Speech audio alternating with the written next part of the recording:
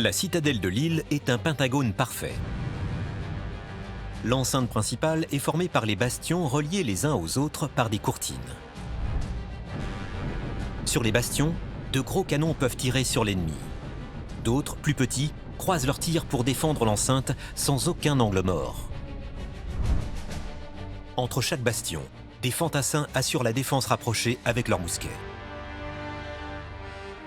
Ils sont protégés par un mur, la tenaille et un ouvrage en pointe, la demi-lune, où d'autres fantassins assurent une deuxième ligne de feu.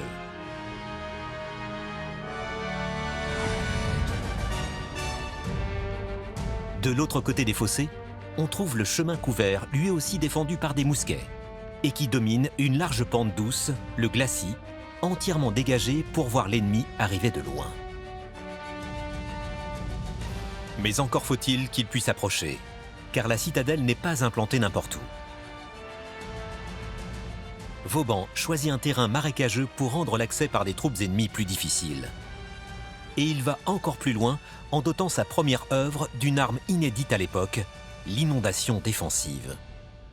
Il va positionner la citadelle de manière à ce qu'il puisse utiliser les eaux des rivières disponibles pour créer et tendre ce qu'on appelle une inondation. C'est une nouveauté dans la mesure où il a une vision beaucoup plus vaste, territoriale, comme l'ont déjà déployé et travaillé les Hollandais. Les ingénieurs hollandais, c'est une école de fortification qui va beaucoup apporter dans la manière de gérer l'eau, l'hydraulique, à la fois de l'empêcher d'arriver ou au contraire de la laisser se répandre et qu'elle empêche du coup qu'on s'approche de la place forte. La Deule est une rivière qui passe au sud de la citadelle et traverse la ville de Lille. Pour utiliser cette eau dans la défense de sa citadelle, Vauban va augmenter le débit de la Deule en captant les eaux des rivières en amont. Ainsi, il peut entièrement inonder les fossés de la citadelle. Mais ce n'est pas tout. En cas d'attaque, un savant système de digues et de vannes permet d'inonder 4 vastes zones qui, en fonction de la position de l'ennemi, bloquent tout accès à la citadelle. Le principe, c'était d'avoir à peu près 50 cm d'eau sur tout le territoire. Et donc, les troupes assaillantes, avec leurs lourds canons, leurs lourds charrois d'armement, etc., étaient totalement embourbées et ne pouvaient plus s'approcher de la citadelle et donc empêchaient vraiment toute avancée stratégique pour faire tomber une ville. Malgré ce fonctionnement innovant, la citadelle est construite en un temps record.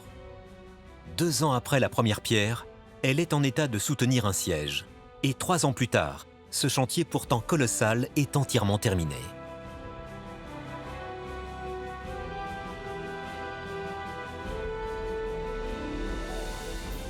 Le secret de cette réussite deviendra la marque de fabrique de Vauban. C'est vraiment là le début de sa grande carrière et le germe de ce qui fera un peu son génie, c'est cette capacité qu'il a vraiment de se réapproprier ce qui existe déjà, de l'améliorer et de l'adapter aux sites sur lesquels il intervient. Avant même l'élaboration de toutes ces fortifications, Vauban analyse finement les sites naturels et liste dans des mémoires tout ce qui pourrait servir à leur construction. Les matériaux à proximité, la main-d'œuvre disponible, l'étude géologique du sol.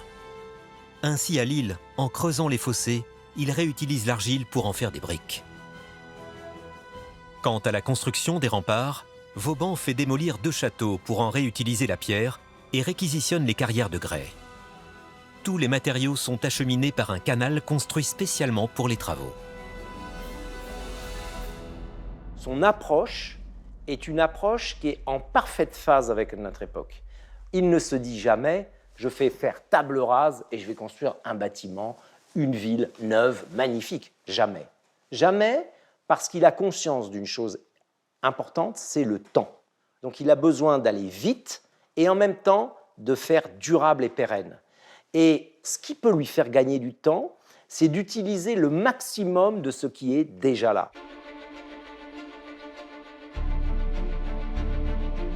Pour accueillir les 2500 soldats de la garnison permanente, Vauban innove à nouveau. Il élabore des casernements et crée un véritable espace de vie à l'intérieur même de la citadelle. Une église, un moulin, une boulangerie, une brasserie et d'autres commerces qu'il déclinera plus tard dans toutes ses constructions pour améliorer la vie des soldats.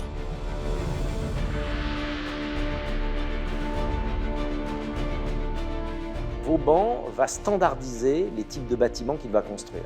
Le casernement, c'est un cas type, c'est assez simple. Une travée axiale avec la porte d'entrée et le système distributif, et de part et d'autre, 2 travées avec 2 fenêtres, avec des espaces pour que les soldats dorment. Une fois qu'il va avoir défini son modèle idéal, j'ai envie de dire, il va en donner le plan, la coupe, et ensuite cela va être décliné par lui-même et ses ingénieurs sur le terrain. Et cette pensée rationalisatrice, elle vise à l'efficacité et elle vise à la maîtrise des coûts de construction. Grâce à celle qu'on appelle désormais la reine des citadelles, Louis XIV montre à l'Europe entière que la France maîtrise les techniques de défense les plus modernes et offre à Vauban un tremplin pour sa carrière. Querville va être relégué aux fortifications de Colbert, fortifications maritimes, fortifications de l'intérieur, et Vauban va devenir le seul à conduire les sièges et à construire les nouvelles fortifications dans le département de Louvois, le département de la guerre, c'est-à-dire le département où on fait la guerre. Vauban devient gouverneur de la citadelle de Lille et le restera jusqu'à sa mort. Il s'entoure des meilleurs ingénieurs qu'il installe dans son bureau d'études et correspond avec eux à distance. Devenu indispensable sur le terrain, Vauban parcourt le royaume pour verrouiller ses frontières. Il lui faudra quand même vraiment plusieurs années pour que ses capacités soient entièrement reconnues. Et notamment, il faudra la Seconde Guerre, la guerre de Hollande, à partir de 1672, pour que ses talents, notamment en polyurcétique, c'est-à-dire en attaque des places, soient reconnus. Et le grand moment, c'est bien sûr le siège de Maastricht, 1673, en 13 jours de tranchées, la ville succombe. Là, Louis XIV comprend qu'il a affaire aussi, non seulement à un bâtisseur, mais aussi à un polyurcète hors pair. Grand tacticien militaire, Vauban s'illustre assez tôt dans l'art de la guerre de siège. On lui confie alors le commandement des travaux d'approche des villes que Louis XIV décide d'assiéger. Révolté par les pertes humaines pendant ces guerres très meurtrières, Vauban décide de rationaliser une méthode d'attaque pour protéger l'armée royale. Certains généraux s'enorgueillissent d'avoir perdu 300 hommes dans l'attaque d'un bastion. Lui dit, mais attendez, la vie d'un de vos sujets vaut celle de 1000 adversaires. Donc j'économise mes sapeurs, j'économise. Donc tout est fait pour que la poudre parle et pas le sang. C'est une obsession chez Vauban. Vauban, c'est l'empathie vis-à-vis de ceux qu'il expose au danger.